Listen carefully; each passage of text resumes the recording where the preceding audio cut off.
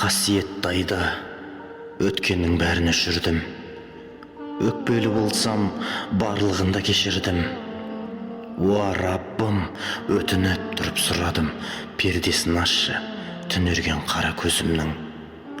Уа Раббым, шипа бер ауырған жандарға, жәрдем бер қысылып жатқанға, түнекті салма жаратқан қыраны самғар аспанға.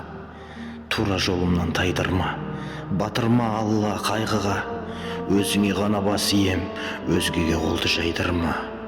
Амандық ұзақ ғұмыр бер, әке, ана, бауырға, әулет, туыс, жақынға, тыныштығыңды бере көр, қастерлі қазақ халқыма.